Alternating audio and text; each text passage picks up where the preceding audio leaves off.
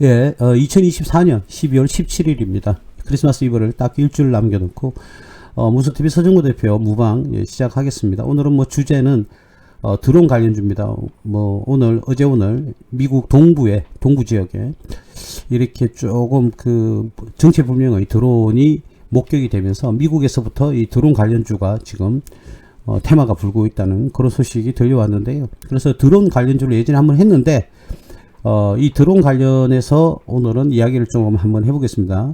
자, 그 이전에 일단 환율이 오늘은 조금 0.7포인트 떨어져서 0.05%죠. 포인트는 0.7포인트, 1435원으로 이렇게 환율이 지금 진행되고 있는데요. 어쨌든 환율이 지금 현재 1435원 30점 이렇게 진행이 되고 있는데, 조금 전에 말씀드렸듯이 빨리 환율이 1300대 초반대까지는 빨리 좀 떨어져주고, 장기적으로는 1200대까지 1230원이나 1200원 초반으로 한 200원 정도는 더 떨어져 줘야 우리나라가 경제가 좀 안정권에 들어가지 않을까. 물론 뭐 그렇다고 해서 뭐 1100원 1000원 이하로 떨어지거나 이렇게 되면 또 나름대로 또 수출하는데 또 문제가 있죠. 그래서 우리나라는 1200대 뭐 전 후반에 머물러야 우리나라의 경제가 안정권을 가지고 수 있다, 이렇게 말씀을 드릴 수가 있는데, 어쨌든 그렇게 유지가 좀 빨리 될 수 있도록 여러분들도 정치권이든 경제권이든 어떻게 안정을 빨리 되찾기 위해서 국가가 노력을 해야 된다, 뭐 이렇게 말씀을 드리겠습니다. 여야 할 것 없이 지금 뭐 싸울 때입니까? 지금 싸울 때 아니죠. 자기들 이권을 위해서 결국 뭐 싸우는 싸움질 보니까 뭐 참 답답하기도 하고 웃기기도 하고 참 뭐 상스러운 표현이 나올 것 같으니까 참겠습니다. 어쨌든 빨리 안정이 좀 되었으면 좋겠다. 우리나라의 안정 환율은 물론 보는 견해마다 좀 다르지만요. 우리나라는 1200에서 1300 사이 대가 가장 뭐 안정한, 뭐 나름 안전한 환율이다, 이렇게 말씀을 드릴 수가 있겠는데, 물론 뭐 사람마다 좀 생각하는 게 좀 다르죠. 뭐 1100대를 생각하시는 분들도 계시고, 오히려 뭐 1000원 정도를 또 생각하시는 분이 계시기도 한데, 제가 보는 관점은 1200대 초중반 정도, 1200원에서 1250원 정도까지 유지가 되었으면 하는 그런 바람이 조금 있습니다. 뭐 앞으로 좋아지겠죠. 우리나라의 건성을 믿습니다. 그래요. 그래서 환율이 조금 많이 걱정스러운 그런 시점입니다. 자, 오늘 코스피를 한번 볼게요. 자, 어제 오늘 그죠? 코스피가 살짝 이렇게 이제 좀 조정을 받고 있습니다. 오늘은 좀 많이 떨어졌죠. 1.29%, 32.16포인트가 지금 떨어졌는데요. 당분간 뭐 상승과 하락을 계속적으로 반복을 할 겁니다. 지금은 혼조세가 아니고요. 혼조세라고 말하는 게 아니라 아예 혼돈세입니다. 이 혼돈의 시간입니다. 자, 그래서 뭐 감히 예측하는 게 뭐 쉽지가 않아요. 각종 시그널이 기술적 분석에서 주는 시그널이 굉장히 지금은 맞을 수가 없다. 혼돈세군요. 혼돈스럽다는 거죠. 우리가 예측하기도 굉장히 어려운 그런 지금 시점이다. 이렇게 아무래도 정치권이 시끄럽다 보니까, 그죠? 예, 코스피와 코스닥도 덜썩덜썩거립니다. 그래서 운 좋게 뭐 싼 가격에 매수를 했다가 뭐 주가가 올라가서 수익 실현하는 경우는 여러분들 실력이라기보다는 조금은 뭐라고 해야 될까요? 뻥카라고 할까요? 운이 좋다, 뭐 이 정도로만 말씀을 드릴게요. 그래서 지금은 좀 혼돈세기 때문에 투자를 조금 자제하시고 현금 보유하는 것이 조금 더 유리한 국민입니다. 그래서 최소한 우리나라의 경제가 안정이 됐다, 정치권도 경제권도 안정이 됐다는 시점에서는 저점을 확인하고 투자를 하는 그런 방식이 훨씬 더 여러분들한테 유리할 수 있다. 오늘 뭐 한 분이 질문을 하셨어요. 제가 뭐 어떤 특정 금액을 있는데 뭐 ETF 투자에 대해서 질문을 하셨는데, 지금은 현금을 보유해야 될 때입니다. 지금 갑자기 뭐 조바심이 일어나가지고 뭐 어떤 경우에는 주가에서는 상승을 뭐 상한가도 가고 뭐 굉장히 많이 오르고 이렇게 하고 있는 상황이다 보니까 내 자신은 뒤처지지 않을까, 나도 저런 수익을 내고 싶다라는 그런 욕구는 있는 건 당연히 인간이니까 한데, 만약에 그렇게 해서 애써모은 그런 돈을 갖다가 투자를 했는데 하루에 뭐 200만원 300만원씩 사라지면 여러분들 감당할 수 있겠습니까? 그거 불가능하죠. 무조건 이 긍정적인 사고로 보는 건 좋지만, 그죠? 진부적인 사고로 보시면 안 됩니다. 그래서 지금은 조금 혼돈스러우니까 투자 자체를 조금 자제하시는 게 좋고요. 그리고 기왕에 여러분들이 지금 현재 수익이 나고 있는 종목에서는 스탑으로 대응을 반드시 해야 되는 시점입니다. 그래서 막무가내 이건 무조건 올라갈 거야 그런 생각하지 마세요. 그러면 절대로 그 사람은 경제적 자유를 얻을 수가 없습니다. 그때그때 시점에 맞게끔 안정성 있게 잘 대응을 하셔야 된다는 거. 그래서 무조건 이렇다, 무조건 저렇다, 뭐 신이 아닌 이상, 우리는 사람입니다. 신이 아닌 이상 그건 불가능하니까 조금 보수적으로 접근을 해야 될 때다, 이렇게 말씀을 좀 드릴게요. 코스닥도요 0.58% 4.06포인트가 내렸네요. 4.06포인트가 내렸어요. 그리고 코스피와 코스닥이 동반 하락을 하는 그런 모습을 보여줬습니다. 그죠? 뭐 이것도 일시적인 건지 계속 반복적인 건 계속 반복적으로 그죠? 오르고 내림세를 계속 추임세를 가지고 가고 있는데 어쨌든 코스닥 시장도 코스피와 똑같이 안정권이 아직 접어든 건 아니다. 그래서 조금 더 추이를 지켜봐야 된다. 이런 말씀을 좀 드리겠고요. 근래에는 한 2주 동안은 정치 테마주가요 어마어마하게 움직였습니다. 우리 뭐 여러분들도 많이 수익을 내셔서 나름대로 수익 실현을 하기는 했지만 제가 뭐 불안 정세다 보니까 그래서 고점에서 제가 말씀드렸던 그 자리에서 거의 딱 고점이었죠. 그죠? 그래서 잘 파셨어요. 아직까지도 안 파신 분 계시면 빨리 뭐 스탑을 걸든지 대응을 하셔야 됩니다. 나중에 쭉 물론 뭐 올라가면 다행스러운데 쭉 흘러내려 버리면 여러분들이 그동안 가졌던 수익이 다 날아가 버리는 그런 걸 경험할 수 있기 때문에 제가 분명히 저번 주에 매도를 하시라고 말씀드렸습니다. 뭐 종목은 뭐 말씀은 생략을 할게요. 혹시나 이 방송을 듣고 계시는 분 중에서 아직 그 종목을 들고 계시면 더 이상 대응을 안 됩니다. 그래서 제가 그 종목에 대해서는 말씀도 언급도 안 할 거니까 그건 좀 참고를 해주시고, 정치 테마주가 움직이고 나머지는 뭐 좀 들쑥날쑥 합니다. 그죠? 예, 정치 테마주도 잘못 들어갔다가는 또 올라가니까 뭐 불타기를 해가 들어갔는데 그때부터 흘러내리고 막 그래 되면 감당 안 되죠. 그래서 정치 테마주 같은 거 굉장히 조심하셔야 된다는 거, 그거 분명히 좀 말씀을 드리겠습니다. 자, 오늘은 예전에 서두에 말씀드렸다시피 제가 우리 그 드론 관련해서 오늘은 아무래도 뉴욕입니까? 뉴욕이 동부죠, 그죠? 뉴저지 쪽, 뉴욕 쪽에 그쪽에 정체불명의 드론이 자꾸 목격이 되고 있다고 하네요. 그래서 불안감이 조성이 되면서 미국 자체에서 말이죠, 드론 관련한 종목들이 많이 들썩였어요. 그래서 뭐 대표적으로 레드캣이라는 그런 회사가 있고요. 그리고 뭐 AI 관련주죠. 팔란티어 테크놀로지. 그리고 또 드론 자체를 만드는, 그죠? 이름이 뭐였죠? 언유절 머신스인가요? 언유절 머신스 맞는 것 같은데.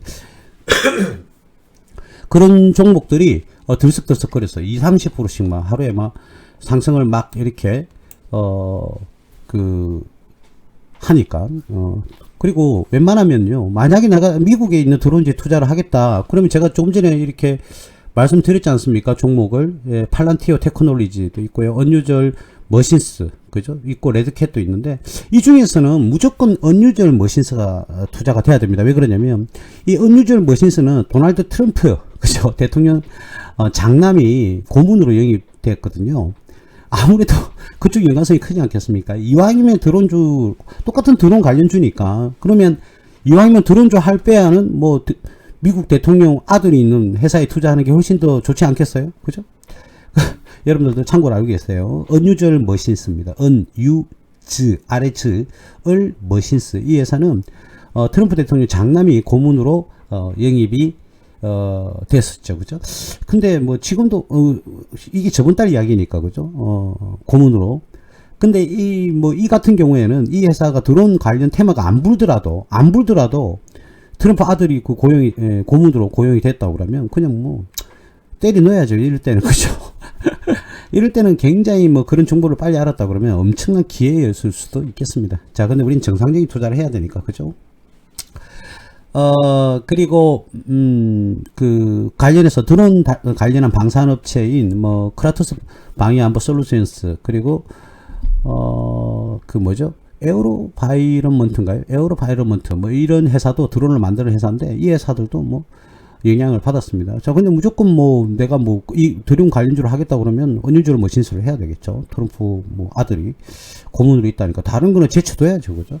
자, 그래서 지금 현재 중국에서 생산되는 DJI 드론 관련해서는 미국에서는 아예 사용하지 못하도록 법안을 상정을 했고요. 통과가 됐습니다. 통과된 걸로 알고 있습니다. 그래서 중국제 드론은 미국에서는 사용을 자체를 아예 못하게끔 이렇게 얘기를 했습니다. 아무래도 우리 뉴스에 의하면 중국에 있는 드론이 우리 한국에 뭡니까? 국정원입니까? 아니면 군사시설입니까? 잘 정확하게 모르겠는데 그 촬영하다가 잡혔잖아요. 그죠? 그래서 간첩죄를 적용시키려고 하는데 어쨌든 간첩죄로 승립이 지금 이제 법상으로는 안 되다 보니까 간첩으로 처리가 조금 안 되고 있다. 예, 이렇게 말씀을 뉴스에서는 지금 언급을 하고 있는데요. 일단 제 개인적으로는 중국이든 일본이든 그리고 뭐 러시아든 미국이든 모든 나라의 간첩죄는 적용을 시켜야 되는 게 아닌가 그렇게 생각이 드는데요. 그거는 뭐 정치권들이 알아서 할 일이니까 쟤보다 더 똑똑한 사람들이 다 있으니까 그죠. 근데 문제는 개인 정치를 한다는 게 좀 심각한 문제고 국가 전체 국민 전체를 위하는 그런 정치를 해야 되는데 좀 많이 답답합니다. 저도 개인적으로 할 말은 굉장히 많으나 지금 이 공식 석상에서 그냥 말을 자제하겠습니다. 자, 그래서 우리나라의 이 드론주들도 조금 들썩이기 시작했습니다. 그리고 좀 움직일 조짐들이 좀 많이 보이죠. 오늘 대표적으로 우리 첫 번째 종목 제이시언 시스템을 한번 보겠습니다. 제이시언 시스템. 자, 제이시언 시스템이 예전에요. 우리 그 회원 한 분이 이 종목을 조금 이야기를 많이 했어가지고 제가 종목 분석을 해줬는데 들쑥날쑥거립니다. 그죠? 어느 바보가 근래에 이 종목을 처분한 걸로 알고 있는데 그 7기반의 김모 씨 어쨌든 드론 관련주로서 제이시언 시스템이 지금 이제 첫 번째로 언급을 할 수 있는 기업인데요. 자, 왜 이러죠? 차트상에는 뭐 굉장히 뭐 정배를 가지고요 잘 가고 있습니다. 근데 회사가 작년까지는 이렇게 손실이 매출은 2,100억대 했는데요. 영업 손실이 56억, 그리고 당기순 손실이 26억을 기록을 했는데, 올해는 뭐 현재까지만 보더라도 이익으로 이렇게 보이죠. 그죠? 자, 분기별 특성이 작년에도 마찬가지였네요. 4, 4분기에 이 손실이 집중되었었네요. 그죠? 올해도 일단은 조금은 의심은 해봐야 되지 않을까 그렇게 봐지는데, 어쨌든 무조건 똑같으라는 법은 없지만, 현재까지는 이익으로 지금 돌아섰습니다. 그죠? 자, 이 회사는 예전에 제가 분석을 할 때는 말이죠. 이 회사는 일단 부채 비율이 좋습니다. 부채 비율이 보시다시피 요렇게, 그죠? 제가 너무 연한가요? 한 5번 정도로 한번 해볼까요? 자, 이 부채 비율이요. 그래 높지가 않다. 지금 현재 작년 기준으로 33.7 정도의 그 부채 비율을 보이고 있죠. 올해는 뭐 퍼가 나오지 않을까 그런 생각이 들긴 하는데, 작년보다는 현재까지는 올해는 좀 괜찮아 보입니다. 그죠? 작년에 이렇게 손실이 좀 많이 나는 바람에 조금 아쉬움이 있는 그런 종목입니다. 아쉬움이 있는 그런 종목인데, 이 제이시언 시스템은 보시는 바와 같이 통합해서 솔루션입니다. 그리고 드론 제품 등을 판매한다고 나오죠. 그죠? 그래서 이 회사는 좀 미래지향적인 그런 회사다 이렇게 말을 했었는데, 미래는 뭐 드론이 뭐 전쟁도 그렇고 그죠? 나라마다 전쟁도 그렇고 이 드론 산업은 굉장히 또 당연히 뭐 발전할 수밖에 없죠. 이제는 뭐 드론 택시도 나오고 그죠? 각각 드론 택시 관련주이기도 합니다. 그리고 이 제이시언 시스템이요 자율주행에도 조금 일부 참여가 되어 있습니다. 그래서 제이시언 시스템이 가장 뭐 드론 하면은 이 드론 자체를 생산하니까요 제일 처음으로 나오는 이 회사가 일반적으로는 제이시언 시스템이다 이렇게 보시면 되겠고, 바이오로 뭐 좀 크게 본다 그러면, 미래를 좀 크게 본다 그러면 이런 종목은 그렇죠 내칠 이유가 별로 없어 보입니다. 지금 그래도 이 상황에서도 매출이 2천억대 지금 하고 있습니다. 그죠?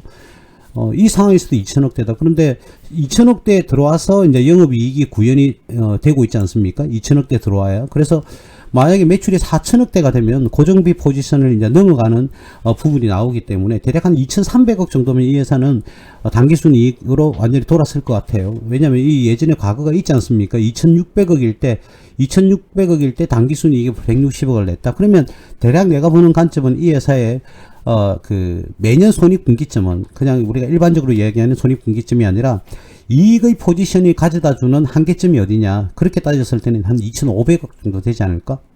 그런데 제가 먼 미래에 물론 뭐 빨리 올 수도 있고 좀 늦게 올 수도 있겠습니다만 이 회사는 잠정적인 매출이 성장하는 것은 대략 한 4천억대를 예상하거든요. 4천억대로 예상을 하면은 이 영업이익이 지금 184억이지만 대략 한 1,000억대가 넘어가지 않을까. 당기순이익도 당연히 1,000억대가 넘어가지 않을까. 일단 부채 비율이 굉장히 낮으니까 그런 생각이 듭니다. 그래서 미래지향적으로 볼 때는 이 회사는 가치가 굉장히 뭐 높다 이렇게 볼 수가 있겠죠. 미래에 뭐 한 3년 5년 한번 지켜보죠. 어느 정도까지 주가가 상승할 건지, 그리고 기업이 안정세를 가져갈 건지, 그걸 한번 지켜봐야 될 것 같아요. 전 세계에서 지금 드론이 뭐 전쟁에서 굉장히 집중되고 있으니까 그죠. 지금 드론 전쟁이라도 뭐 말할 수 있을 만큼 그죠. 굉장히 지금 좋은 시간을 보이고 있다. 근데 미래는 더욱더 발전하지 않을까요? 물론 뭐 전쟁이라는 소재는 사라질 거고 사라져야 되죠. 그죠? 모르겠습니다. 뭐 일각에 떠도는 말로는 2027년 안에 뭐 미국에서 발표했나요? 중국이 대만을 칠 거다, 뭐 이렇게 전쟁을 일으킬 거다 이렇게 얘기는 하고 있는데 중국 자체가 지금 너무 경제 상황이 안 좋기 때문에 시진핑은 과연 이 지금 위기의 국민들의 어떤 그 위기감을 어떻게 해소시켜 줄 것이냐, 아니면 이걸 어떻게 지울 것이냐. 가장 간단한 방법은 국가의 뭐 어떻게 보면 공산주의 국가니까 그죠, 독재라고 말을 하기도 그렇고 안 하기도 그런 실정이지 않습니까 지금 중국은. 근데 어쨌든 시진핑은 도대체 언제까지 이걸 계속 주석 자리에 있을 건지 모르겠는데 자기 자리를 지키기 위해서는 국민들의 선동이 필요하겠죠. 그러면 전쟁이 가장 확률이 높을 겁니다. 자, 어쨌든 뭐 시진핑이 해야 될 일이니까 우리가 뭐 이래라 저래라 할 수도 없는 거죠. 그죠? 나름 뭐 G2 국가의 주석인데, 그죠? 그런데 그게 아마 더 큰 문제점이 될 수도 있습니다. 어떠한 경우에도 전쟁이 일어나서는 안 되죠. 어떠한 경우에도 전쟁은 용인될 수가 없는 겁니다. 그죠? 자, 어쨌든 뭐 그거는 시진핑이 알아서 할 일이고, 어쨌든 이 드론과 관련해서 제일 처음 우리가 봐야 될 종목은, 일단 드론 하면 여러분들이 상식적으로 제이시언 시스템을 한번 생각을 머릿속에 메모를 좀 하셔가지고요, 기억을 조금 하시는 게 좋지 않을까. 미래에는 충분히 상승할 수 있는 그런 가치가 있기 때문이죠. 자, 얼마 전에 상장했습니다. 저번 달에 상장한 기업 중에서 우리가 에이럭스라는 그런 회사가 있습니다. 에이럭스. 근데 이 회사는 지금 상장한 지 2달밖에 안 됐잖아요. 제가 늘 말씀드렸습니다. 이 재무제표의 승인을 하고 그리고 상장을 시켰을 텐데 나름대로 꼼꼼하게 확인을 다 하긴 했겠죠. 그죠? 확인을 했겠지만 잠시만요. 이거를 좀 집어볼까요? 우리 요 시점하고 요 시점 우리 공부를 했죠. 그죠? 우리가 요 시점과 요 시점, 그죠? 이제 하락 구간이 나왔고, 앞에 하락 구간이 나왔고, 요 시점 여러분들 우리가 아니까 한번 말씀을 드려보면 충분히 요 시점에는 매수 타임 되었을 겁니다. 근데 뭐 다른 지표도 봐야 되겠죠. 그죠? 다른 지표도 봐야 되겠지만 나름대로 조금 아까운 찬스를 놓쳤네요. 그죠? 어저께 상한가를 가고 오늘도 대략 한 6.84% 상승하는 그런 모습을 보였는데 조금 아까운 자리이긴 합니다만 다른 시그널은 안 줬을 겁니다.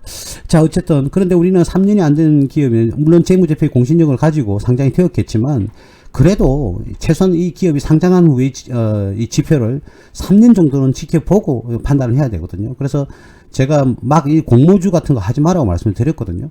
여러분 기껏 해봐야 한 주 살 수 있어요. 물론 그거로도 수익을 낼 수 있지만 여러분들이 그걸 과연 뭐 높은 고가에 무조건 매도를 할 그런 뭐 의향이 있는지 없는지도 모르겠지만 나중에 만약에 이때 뭐 예를 들어서 물론 뭐 공모가보다는 높았는지 낮았는지 잘 모르겠습니다만은 이날에 이렇게 샀으면 쭉 계속 흘러내렸을 거 아닙니까? 그죠? 물론 지금이 왔어요. 본전은 이상으로 돼 있겠지만. 그래서 공모주는 그 한 주 정도 받기 위해서 에너지 쏟지 마시고 그 에너지 쏟을 시간에 그냥 책에 에너지를 쏟는 게, 독서에 에너지를 쏟는 게 낫지 않을까. 그렇게 말씀드릴 수가 있겠습니다. 뭐 이왕 본 김에 이 회사 재무제표를 볼까요? 근데 상장한 지 얼마 안 됐기 때문에 이 재무제표 저는 개인적으로 믿지 않습니다. 믿지 않아요. 안 믿습니다. 네. 자, 매출이 260억, 370억, 548억, 올해 651억. 매출 성장률이 딱 올라가고 있죠. 그죠? 영업이익도 꾸준하게, 물론 뭐 2022년에 잠시 떨어졌지만 올라가고 있어요. 당기순이익도 꾸준하게 올라가고 있죠. 뭐 이 상장 요건에 맞추기 위해서 기업을 뭐 그렇게 물론 의심 100% 하는 건 아닙니다.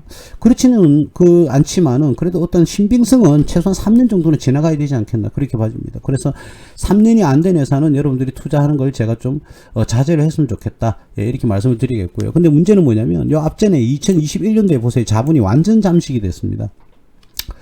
예, 자본이 완전 잠식됐다가 지금 이제 완전 잠식됐다가 부채 비율이요 1400%까지 올라갔었거든요. 부채가 뭐 265억에서 287억 이렇게 늘었지 않습니까? 그죠?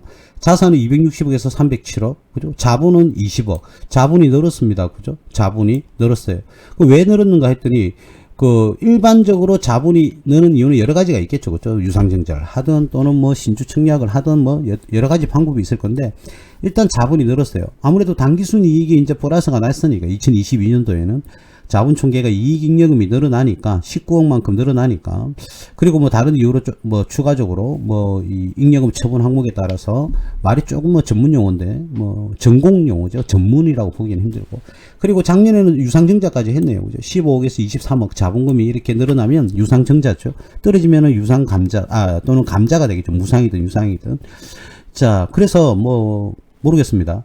이 회사 이런 기업 부채 완전히 자본 잠식까지 되었던 기업이 다시금 갱생을 해서 상장까지 되었다. 저는 물론 뭐 정상적으로 그렇게 될 수 있죠. 예, 될 수 있습니다. 그런데 저는 개인적으로 믿지 않습니다. 이러한 공모 이제 새로 상장된 기업은 저는 신뢰성을 많이 가지지 않습니다. 여러분들이 꼭 그렇게 하라는 말씀은 아니고 웬만하면 좀 자제하시는 것을 권유해 드립니다. 물론 뭐 여러분들 하고 싶다면 하셔야죠. 자, 근데 저는 개인적으로 그렇게 하지 않습니다. 제가 주식 투자할 때는 숫자 3이 굉장히 중요하다고 여러분들께 늘 말씀을 드렸을 겁니다. 그래서 3년은 좀 기다려보고 왜 다른 좋은 기업 많지 않습니까? 이 기업 할 바에 그냥 JCN 시스템을 내가 드론 주를 하겠다. 그럼 JCN 시스템 그걸 하는 게 낫지 않아요? 근데 왜 굳이 이런 종목에 들어가죠? 신뢰성이 떨어져 있는 아니 한 번 더 말씀드리지만 이 회사를 못 믿겠다는 게 아니에요. 못 믿는다는 게 아니라 이제 막 상장을 했으니까 신뢰성이 떨어지는 건 당연한 거 아닙니까? 근데 다른 대체 종목이 있는데도 불구하고 이런 종목을 투자할 이유는 전혀 없다는 것이죠. 안 그래요? 자, 웨이비스도 마찬가지입니다. 상장한 지 얼마 안 됐습니다. 이거 한번 보세요, 여러분들. 이 첫날에 얼마만큼 떨어졌습니까, 이거? 그건 60% 넘게 떨어졌을 것 같은데, 이거? 60%? 예, 첫날은 여러분들 상한선이 없습니다. 상장, 공모 후에 첫날 거래는요, 상한선, 하한선이 60%입니까? 하여튼 그 이상 없어요. 30% 막히는 게 없다고요. 지금은 어떻게 바뀌는지는 한번 확인을 한번 해봐야 되겠는데. 자, 징검다리 모양으로 계속 떨어지고 있습니다. 저점을 계속 이탈하고 내려가고 있죠. 그죠? 계속 내려가고 있습니다. 왼쪽 가슴과 오른쪽 가슴이 나오는데 오른쪽 가슴이 계속 떨어지고 있어요. 그러면 이거는 왼쪽 가슴이 아니죠. 뭐 다른 분들은 제가 말씀드리는 거를 들어봐야 좀 이해는 안 가실 겁니다. 그죠? 어떤 광자 시스템에서 여러분들 교육을 받지 못했기 때문인데 여기 계신 분들은 대부분 이해할 겁니다. 그죠?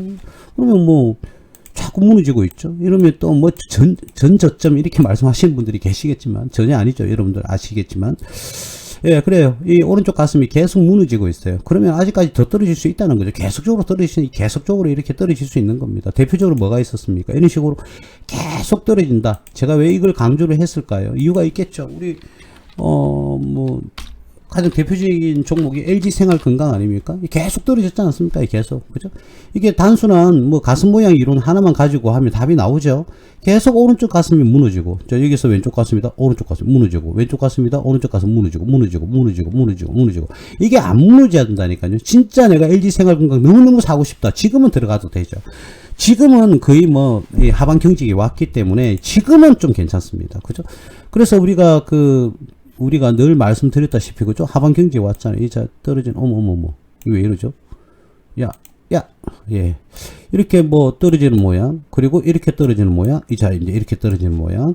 그죠? 하방 경직이 왔어요. 경직이 왔기 때문에, 나름 지금은 몰라도, 내가 이 종목을 사고 싶다. 그러면 섣부르게 그냥 이 시점 사는 게 아니잖아요. 무조건 떨어졌다고 해서 물타기 하고 떨어졌다고 해서 사는 게 아니지 않습니까? 바닥권을 확인을 해야죠. 바닥권을. 그죠? 제가 너무 우리 개미 투자자인데 이런 것도 기본적인 어떤 그런 학습 시스템도 되지도 않고 어디서 주워 듣고 여기서 듣고 저기서 듣고 좋다더라 이제 많이 떨어졌어. 이제 바닥이다. 예전에 그랬지 않습니까? 주식 방송 하시는 분들 혹시 이 방송을 들으시면 여러분들은 아니겠지만 이때 뭐라고 그랬습니까? 이제 바닥이다고. 얼마나 이야기를 많이 했습니까? 예? 근데 저는 안 된다고 그랬잖아요. 믿을 수 없다. 확실히 바닥권이 나올 때까지는 믿을 수 없다. 제가 말씀을 드렸잖아요. 아니다 다를 거 엄청 떨어졌지 않습니까? 70만원에서 33만원, 32만원대까지 떨어졌네. 30만원까지 떨어졌네. 이 시점 대비 50%가 떨어졌어요. 여러분. 반이 떨어졌다고요. 제발 좀 우리 개미 투자자님들을 현혹시키는 그런 일이 좀 없었으면 좋겠습니다. 저도 개인적으로 핸드폰에 오늘 누군가 모르는 전화번호로 전화가 오더라고요. 전화가 오는데 제가 후스콜입니까? 그걸 깔아놨어요. 그랬더니 뭐라고 뜨냐면 주식 사기 이렇게 뜨더라고요.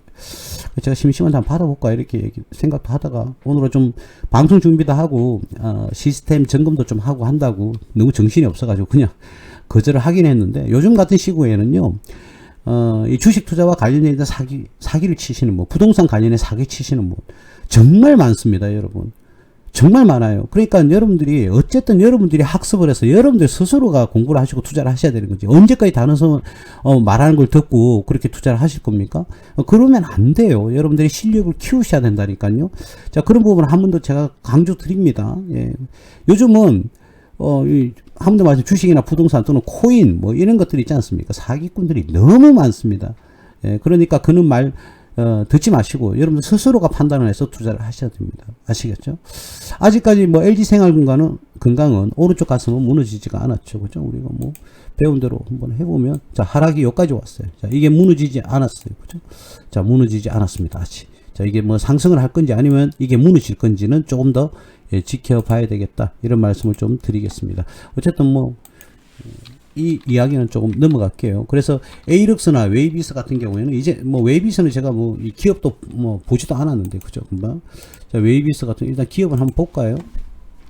자, 여러분들 한번 여쭤볼게요. 자, 이 회사가 이런데도 왜 상장이 되었느냐? 뭐 특례 상장도 있고요. 다른 방법을 통한 또 뭐 우회 상장도 있고 여러 가지 있으니까 상장이 됩니다. 자, 44억, 47억, 169억. 자, 근데 여러분한테 여쭙겠습니다. 자, 이런 기업, 물론 미래 지향적이고 미래는 충분히 성장할 수 있다고 그래요. 그래서 상장을 해줬겠죠, 국가에서.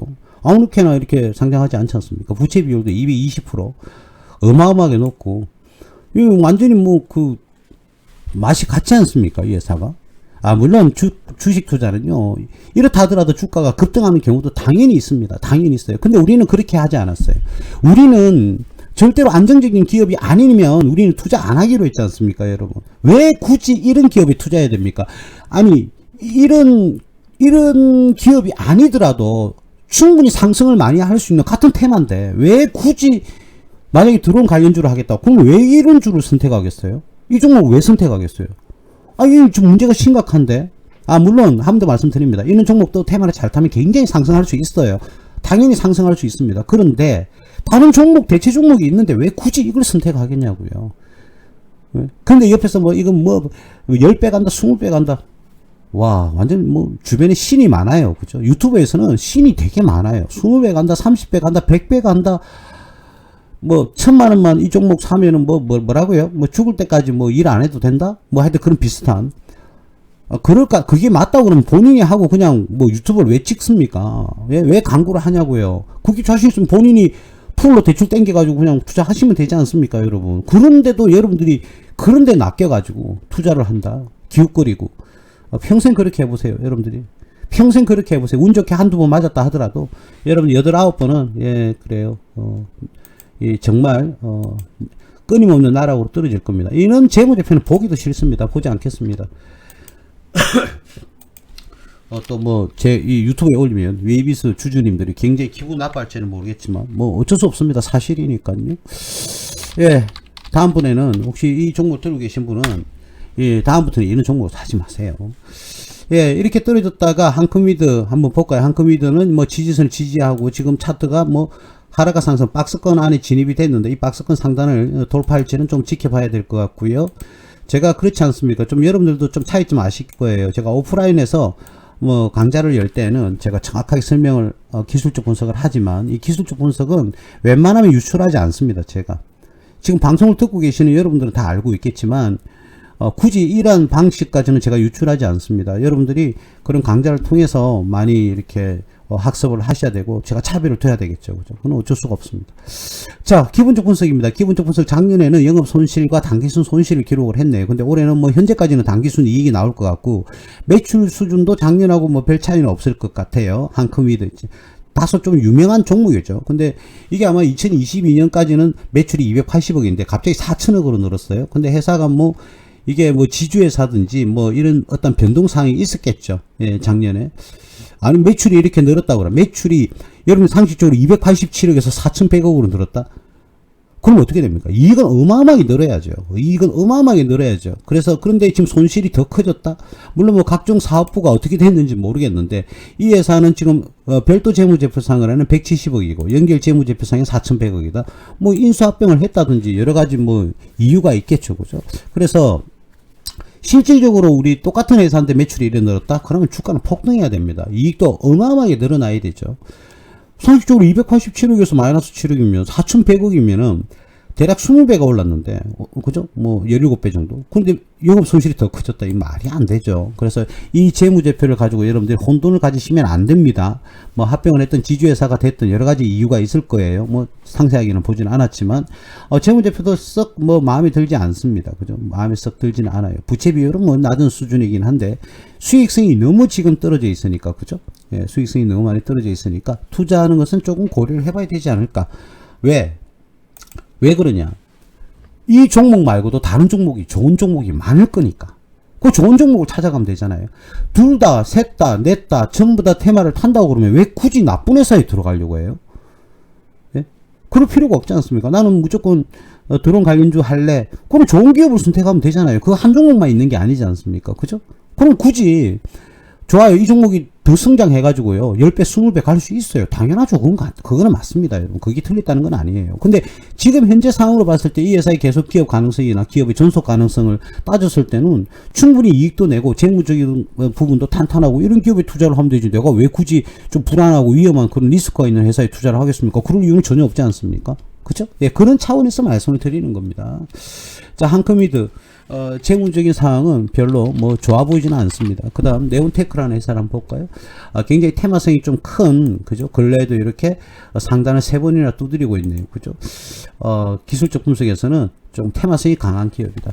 작년에는, 재작년 그 앞에 2021년부터는 499억, 529억, 매출은 868억 계속 늘어나고 있지만 영업 손실을 계속 기록하다가 작년에는 영업 이익으로 돌아섰는데 당기순 이익은 자꾸 손실이 나고 있습니다.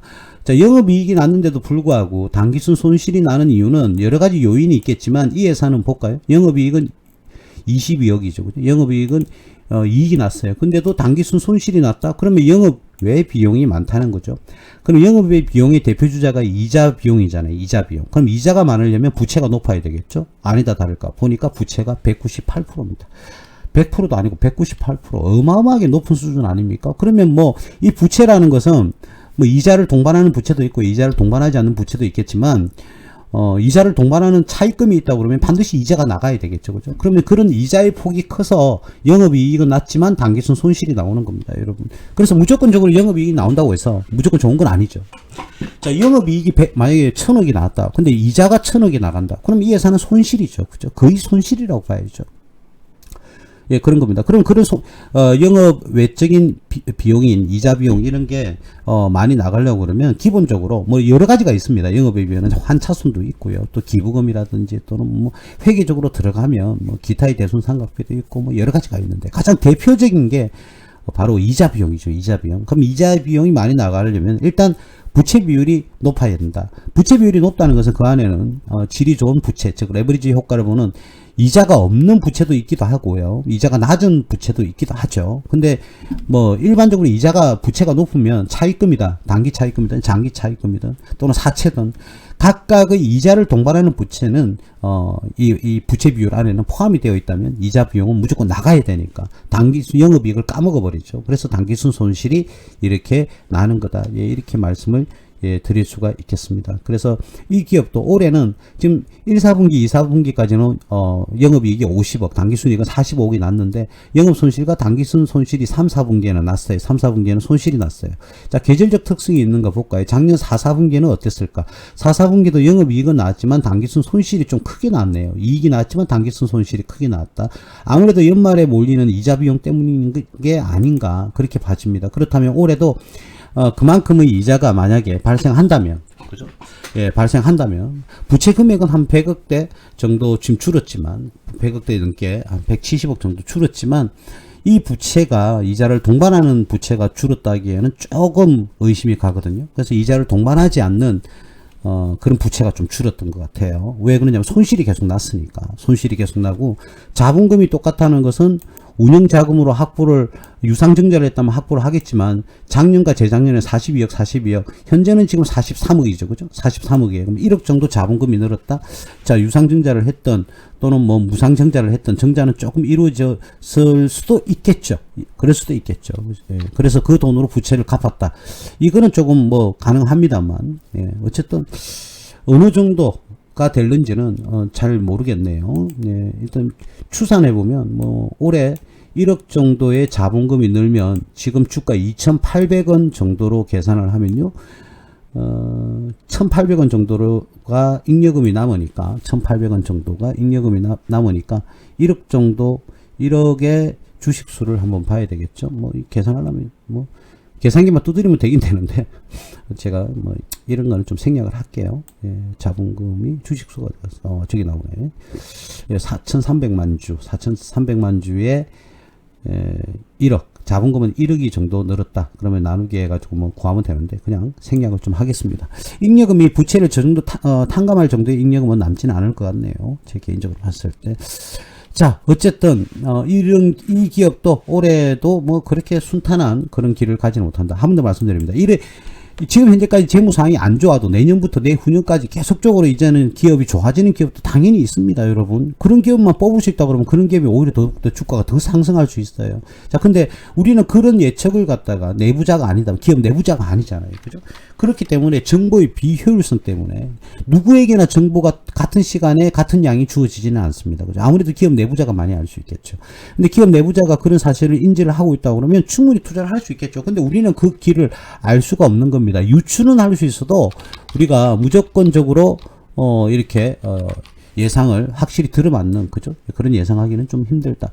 자, 그다음 종목은 뭐 이것도 볼 필요 없겠죠. 기산텔레콤입니다. 기산텔레콤 보니까 작년 재작년까지는 영업이익 당기순이익 나오다가 갑자기 올해 그죠?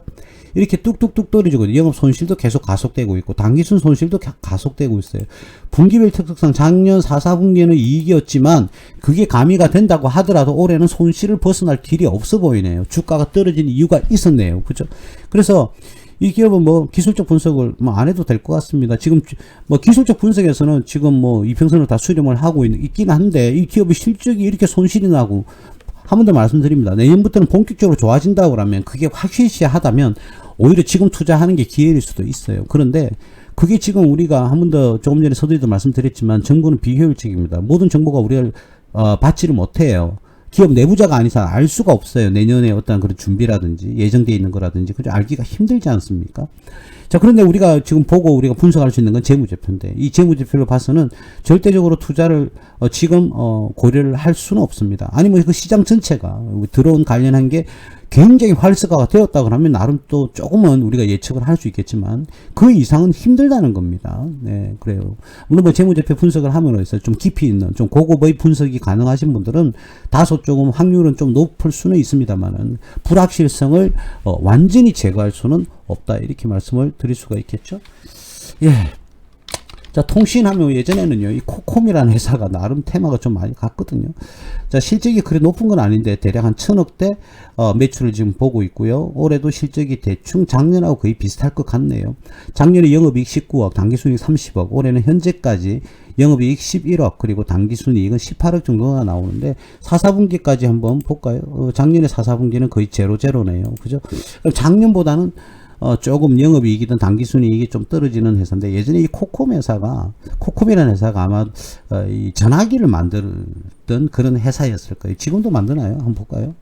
코콤이 그랬는데 그렇죠?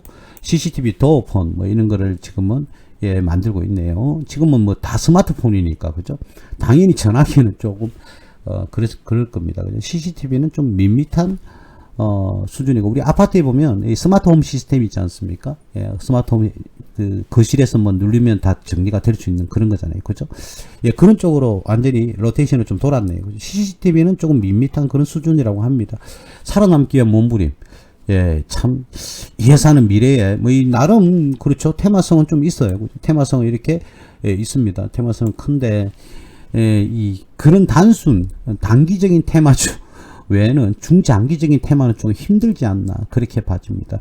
오늘은 왜 보는 회사들마다 다 왜 이렇죠? 조금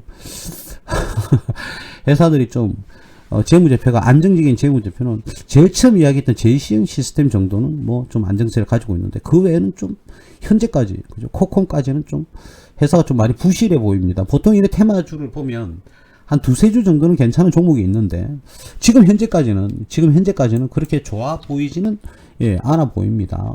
현재까지는. 자, 그럼 PC 디렉트라고 한번 볼까요? PC 디렉트. 자, 이 회사도 뭐 작년, 재작년 그 앞에 연도까지는 영업이익과 당기순이익을 잘 냈는데 올해는 지금 현재까지는 손실로 이렇게 변환이 되고 있네요. 예, 손실로. 뭐 작년 12월에도 뭐 별 큰 그죠? 뭐 성장세는 보이지를 않았는데 뭐 기껏 해봐야 작년하고 약간 비슷한 수준이거나 손실로 더 떨어지는 그런 수준이 될 것 같네요. 올해 역시나 주가가 떨어지는 건 이유가 있었습니다. 그죠?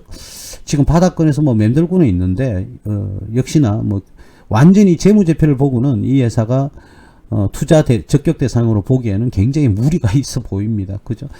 예, 그래요. 부채 비율도 이제 뭐 100%를 넘어가고 있고, 유통회사가 부채 비율이 100%나 넘어가고 있으면 안 되죠. 제조업이라면 이해를 좀 할 수 있고, 건설업이라면 충분히 이해가 되는데, 도소매업, 유통업이 부채 비율이 100%를 넘어가는 건 조금 위험하다고 볼 수 있겠고, 작년에도 퍼 수준이 이익이 났을 때도 89.5를 기록하고 있습니다.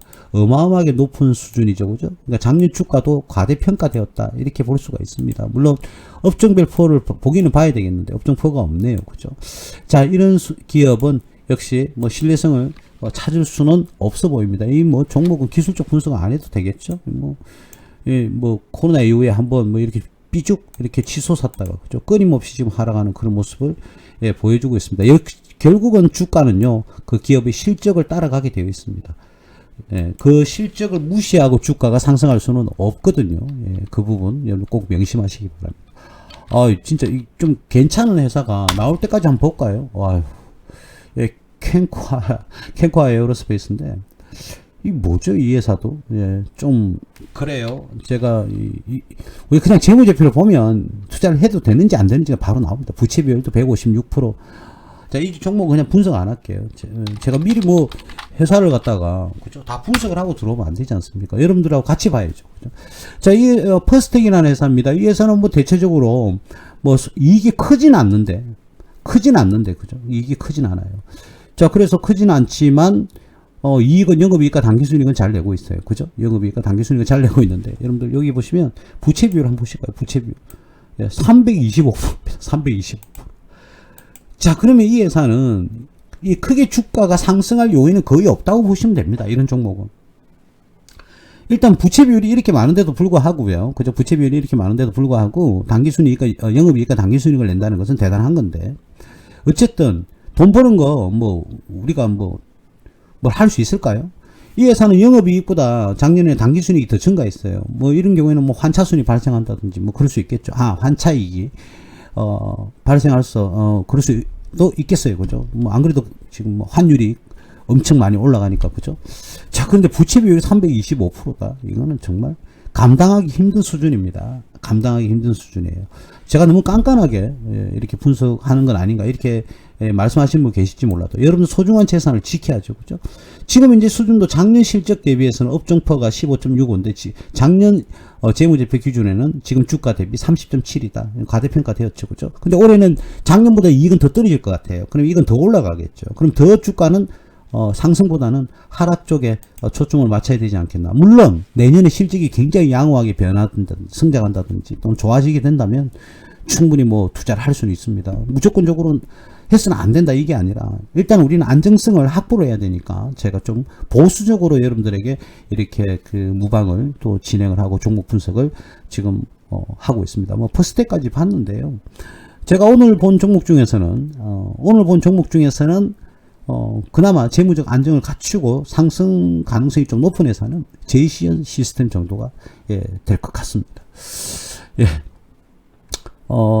관련해서 뭐 한 종목만 더 볼까요? 비츠루시스는 한번 보죠. 예전에 좀 유명했던 그런 회사니까 비츠루시스. 그렇죠. 왜 유명한지 알겠죠? 예. 유명했던 종목이니까. 자, 이게 여러분 뭐 계산도 안 되죠. 그죠? 뭐 감자도 하고요. 뭐 아유. 자, 이런 종목은 그냥 근처에 가지 마세요. 왜 유명했는지 아시겠죠? 그죠? 예. 이런 종목은 차트가 좀 희한하잖아요. 그죠? 여러분 초보자들, 이 재무제표나 차트를 좀 보기 힘드신 분들, 이런 종목, 이런 구간이 있잖아요. 그냥 들어가지 마세요. 재무제표 안 봐도 뻔할 겁니다. 여러분. 예, 이런 종목, 중간에 뭐 이런 모양이 떠 있는 거는 그냥 근처에 가시지 마세요. 예, 분명히 제가 말씀드렸습니다. 안 봐도 뻔하다니까요. 어머머머.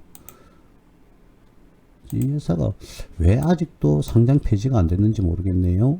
예, 이 기업은 코스닥 기업인데 한번 볼까요? 네,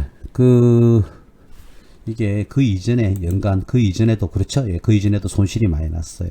2022년 3월달 2022년 기업의 이 재무제표에서는 보면 2022년도를 보면 영업이익이 살짝 들어가 있죠, 그죠? 이게 만약에 영업 손실이 나왔으면 상장 폐지 실질검사 들어가서 상장 폐지 각이거든요.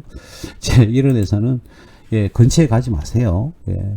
제가 여러분들한테 권유드립니다. 뭐 제가 뭐 경고를 어떻게 하겠어요? 금방지게, 그죠? 예, 권유를 해드리겠습니다. 예, 이런 기업은 제발 가까이 가지 마세요. 그리고 지금 상태 보면 이 자본금이 246억이고요. 자본 총계가 173억이에요. 근데 올해는 자본금이 246억 그대로 여기하고 그대로 왔는데 자본은 126억이에요. 곧 자본 잠식 되겠죠. 예, 막 갑니다. 그리고 주당 1,000원 이하의 종목은 근처에 가지 마세요. 물론 뭐 그런 종목이 5,000원, 6,000원 가기도 합니다. 근데 확률적으로 그냥 가지 마세요. 기업의 재무제표는 안 봐도 뻔합니다. 안 봐도 뻔하니까 그죠? 여러분들하고 같이 한번 열어봤는데 첫 번째 이런 기업은 들어가지 마시고 차트에 이런 거 있으면 그냥 보지 마세요. 같은 테마주면 그냥 다른 좋은 테마주가 있으니까 그죠? 그렇게 들어가시면 되고 대체적으로 좀 회사가 그죠? 예. 다, 예, 좀 문제가 있어 보입니다. 그죠? 근데 유일하게 뭐 제이시언 시스템 정도는 충분히 뭐 다른 종목에 비해서는 투자할 가치가 있다. 예, 충분히 투자성이 있다. 할만하다. 이렇게 말씀을 드릴 수가 있겠습니다. 예, 오늘은 예, 여러분들과 함께 이제 지금 미국 동부 쪽에 맨하탄 쪽이죠. 뉴욕 쪽 하고요. 뉴저지 이제 그쪽 일대에 정체불명의 드론들이 많이 이제 떠가지고 드론 관련주가 지금 많이 상승을 했었습니다. 그래서 우리 한국도 그에 발맞춰서 상승할 가능성이 있어서 제가 드론 관련주에 대해서 오늘은 분석을 한번 해봤습니다. 다음 주도 좀 뭐 아무래도 연말이다 보니까 제가 또 뭐 일가가 시간이 조금 바쁘기도 하고 예. 다음 주는 아마 화요일이 24일이잖아요. 그렇죠? 그러면 제가 그때는 크리스마스 뭐 이브니까 다음 주는 26일 날 크리스마스 지나고 하루 지나고 26일 목요일 날 이렇게 방송을 할 수 있도록 하겠습니다. 뭐 크리스마스 날 행복하게 보내시고요. 다음 주에 뵙도록 하겠습니다. 감사합니다. 무스TV 서정구 대표였습니다.